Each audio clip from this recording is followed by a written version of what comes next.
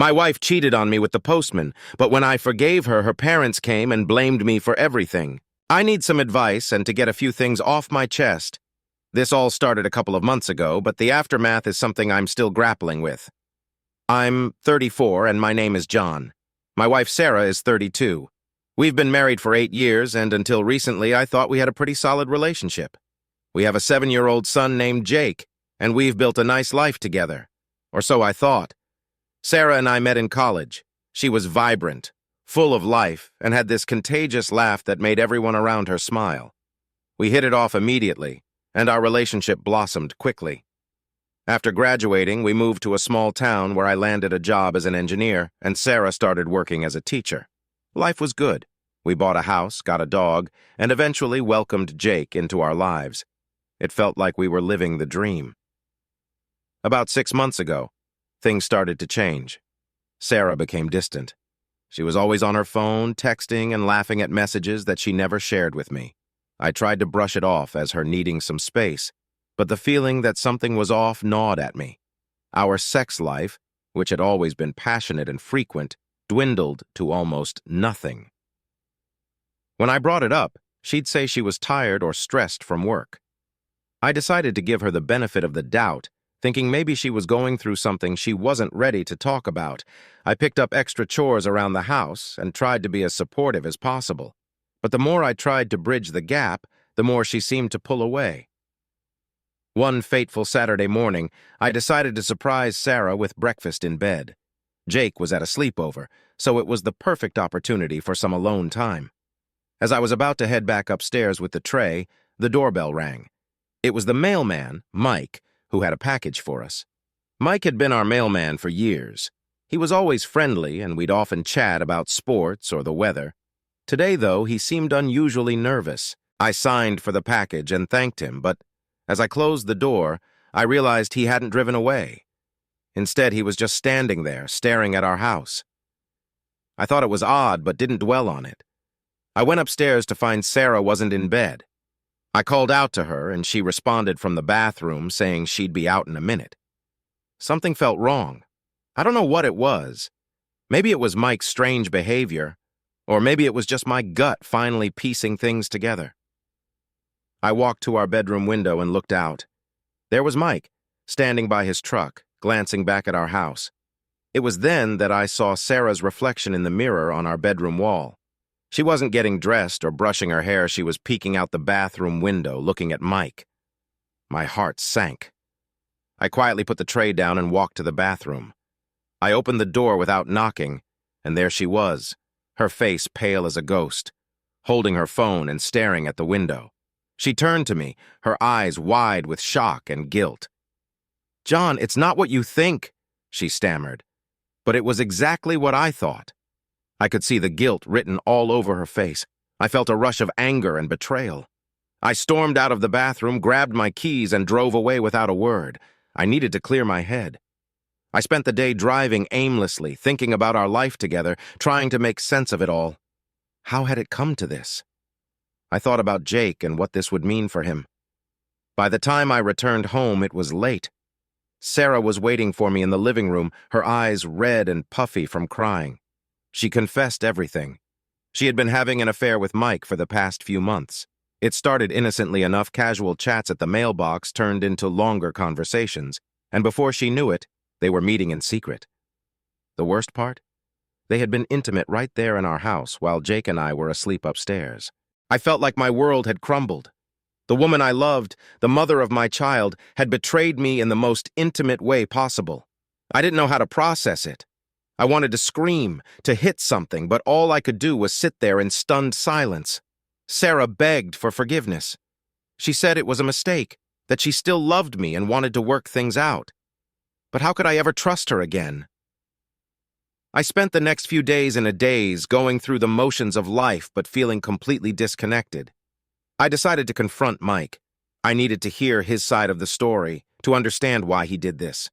When I saw him next, I called him over and asked him to sit down. I didn't yell or get physical, though I wanted to. I just asked him why. Mike seemed genuinely remorseful. He said he never intended for things to go this far, that he got caught up in the excitement of it all. He apologized profusely and promised to leave Sarah alone. But his words didn't mean much to me. The damage was already done. In the weeks that followed, Sarah and I had countless heart-to-heart talks.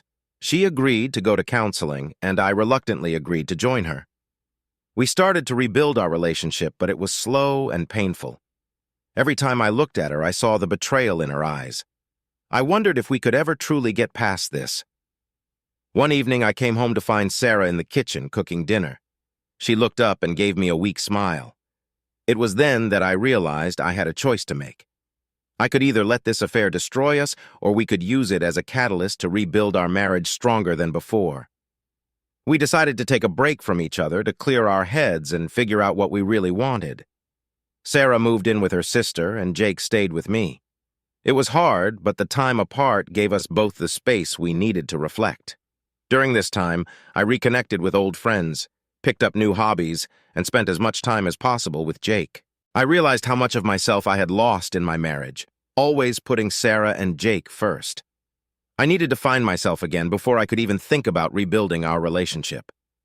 Sarah and I continued with counseling separately and together. We began to communicate more openly than we ever had before. She expressed her regret and guilt, and I shared my feelings of anger and betrayal. It was raw and painful, but it was also healing. After 6 months apart, we decided to give our marriage another shot. Sarah moved back home, and we set new ground rules for our relationship. Trust needed to be rebuilt, and we were both committed to making it work. The process was slow, but over time, we started to find our way back to each other. We took things one day at a time, focusing on the positive aspects of our relationship and working through the negative ones together.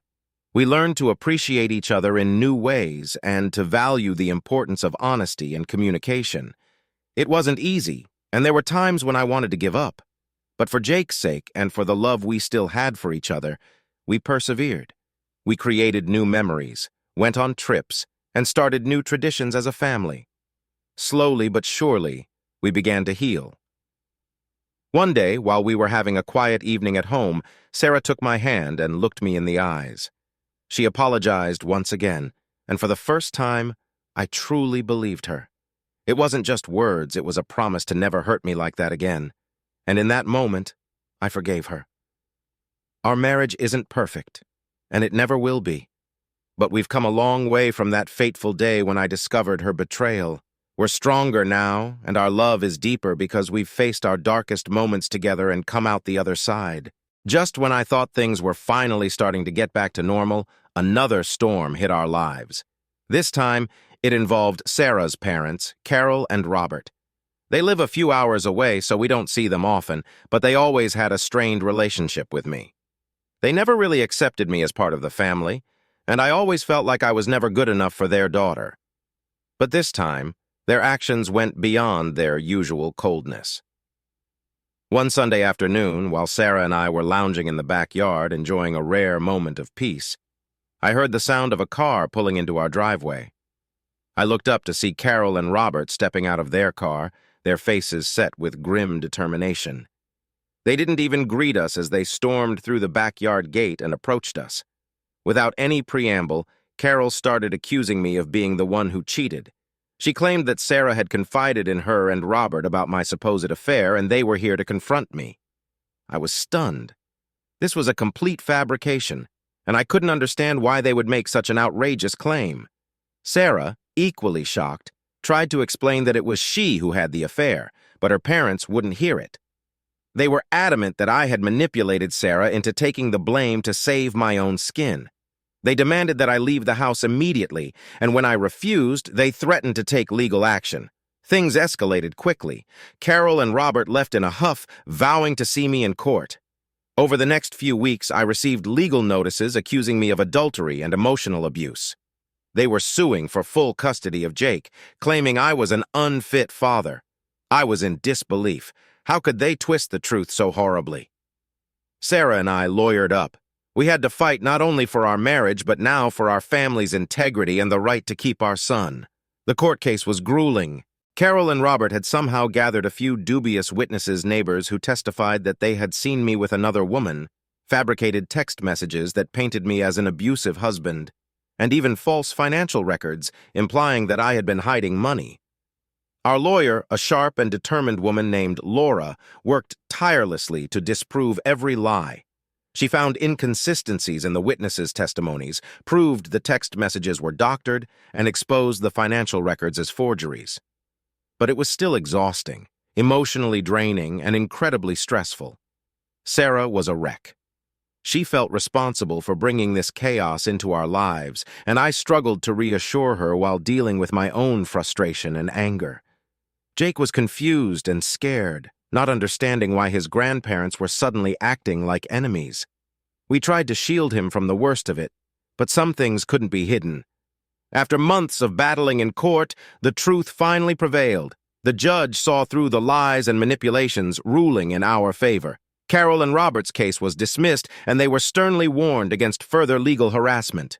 It was a victory, but it felt hollow. The damage to our relationship with Sarah's parents was irreparable, and the emotional toll on our family was immense. We thought we could finally move on and start the healing process again, but then something even more shocking happened. One evening, a few weeks after the court ruling, there was a loud banging on our front door. I opened it to find a man I didn't recognize standing there. He looked furious, his eyes blazing with anger. He introduced himself as Frank, Mike's older brother. Mike, the mailman with whom Sarah had the affair, had apparently spiraled into depression and substance abuse after everything came to light.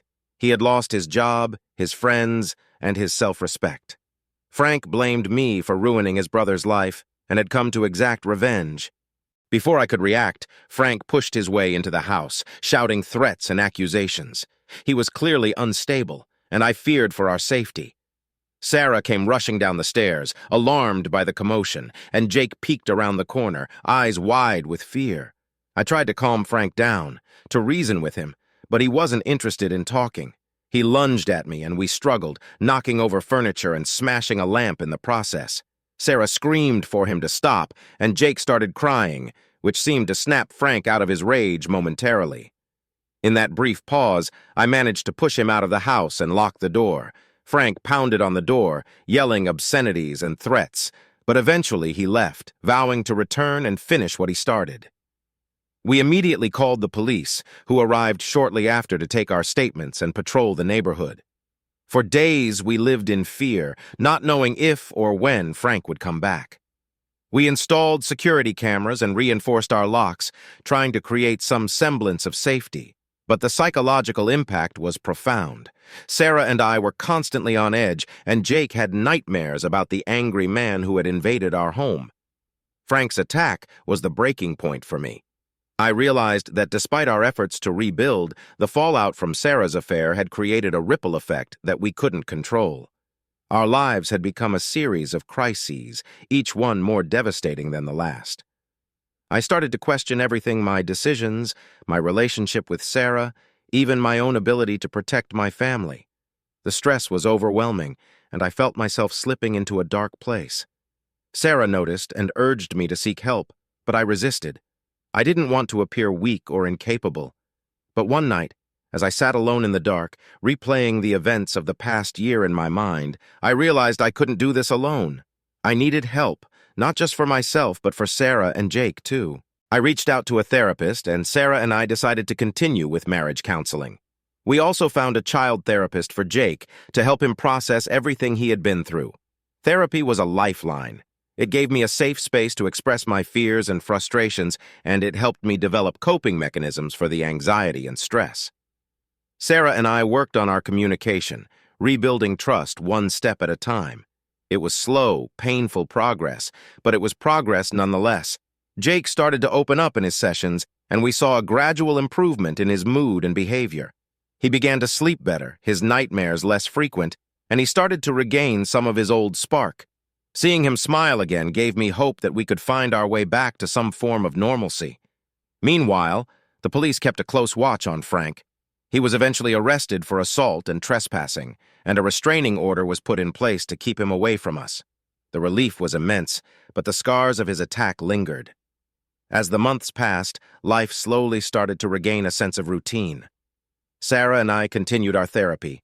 Jake returned to school with a bit more confidence. and I focused on my work, trying to regain some semblance of stability.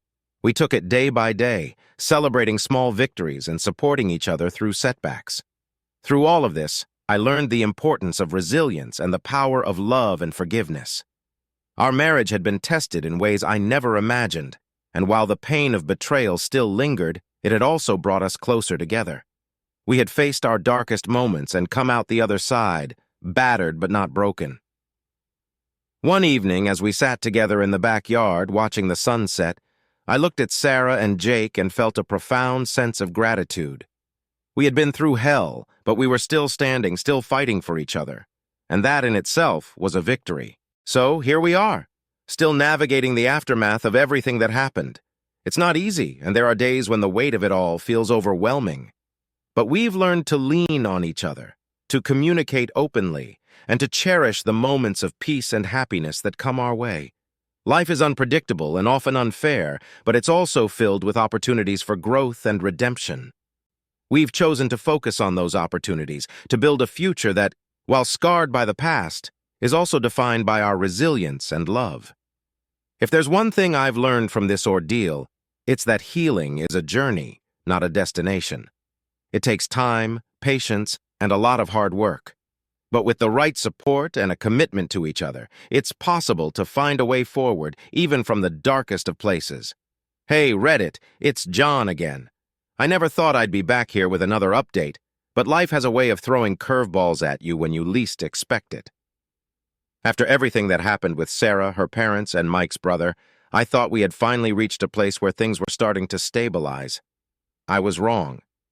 For a while, things did seem to get better. Sarah and I continued with therapy, both individually and together. Jake seemed to be doing better as well, slowly returning to his cheerful self. We tried to build a new normal, but the cracks in our marriage were still there, just beneath the surface. Sarah started working longer hours. She said it was because she wanted to make up for lost time and to prove that she could still be a great teacher despite everything that had happened. I supported her, thinking that staying busy might help her cope. But soon the late nights at school became more frequent, and the excuses started to feel hollow. One night, after putting Jake to bed, I received a call from a number I didn't recognize. It was one of Sarah's colleagues, Emily, who I had met a few times at school events. Emily sounded nervous and hesitant. She told me she had seen Sarah at a local bar with another man, and it didn't look like a professional meeting. My heart sank. Not again. The next day, I confronted Sarah. She denied everything at first, but the evidence was undeniable. Emily had even taken pictures to show me, not to hurt me, but because she felt I deserved to know the truth. The man in the pictures was Mark, another teacher at Sarah's school. They were holding hands, laughing, and it was clear that there was something more than just a friendship between them. Sarah eventually admitted to the affair. She cried and apologized, saying it was a mistake and that she didn't want to lose me. But I couldn't go through this again. The betrayal was too deep, and I knew that no amount of therapy could fix what was broken this time. I told her I wanted a divorce.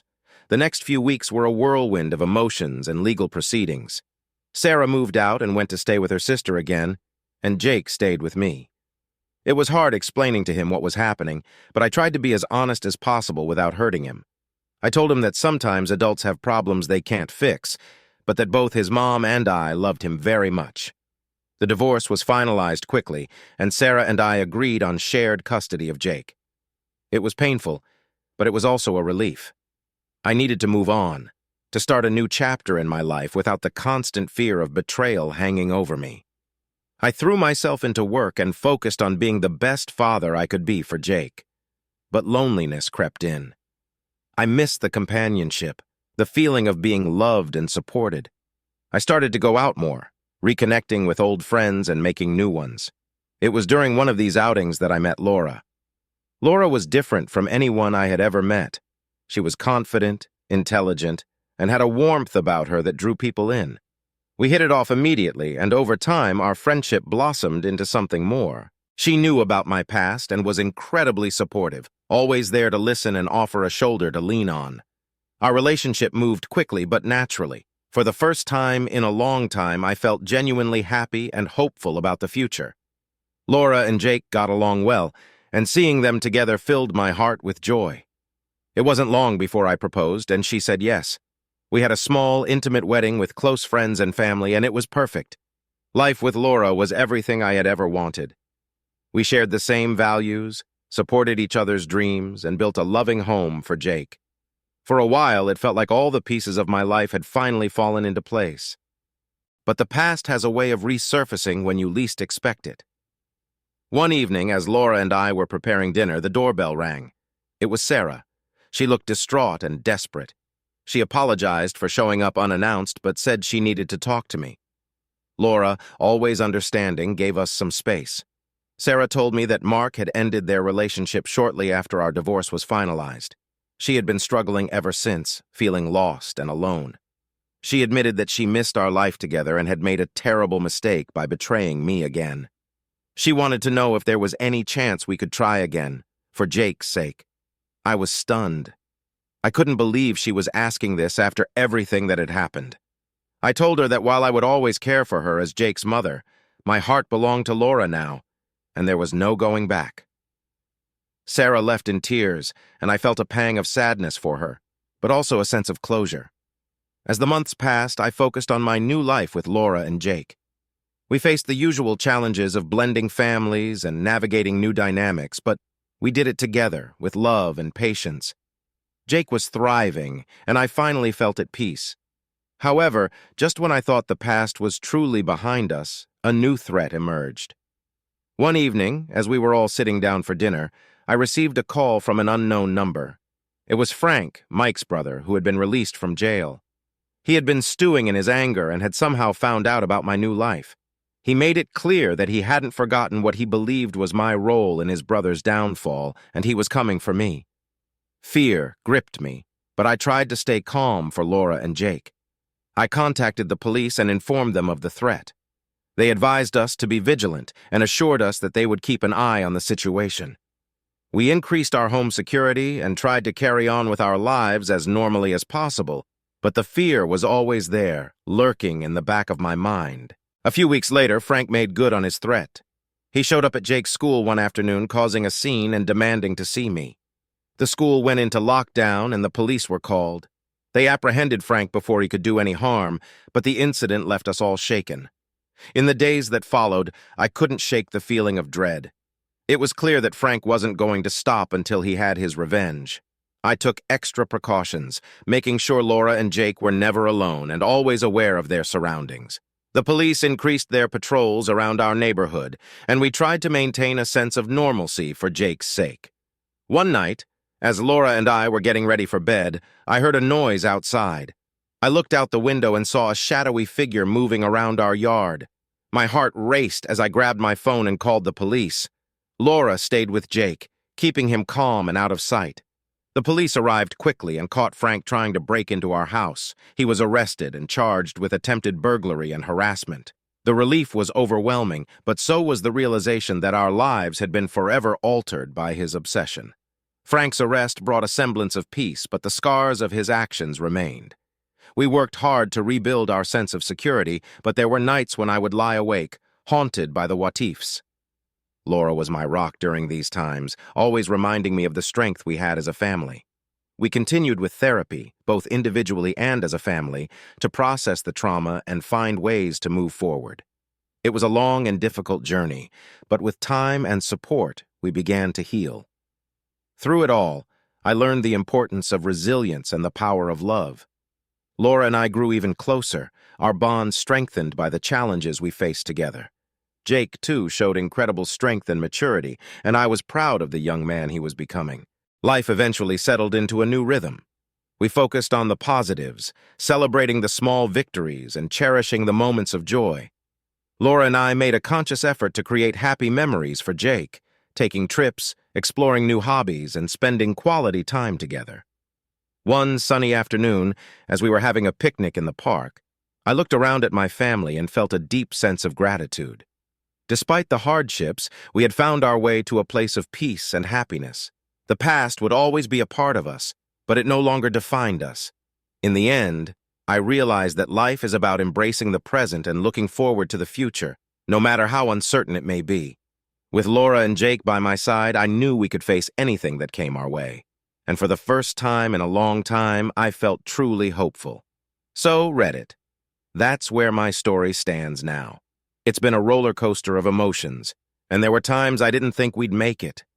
But here we are, still standing, still fighting for each other.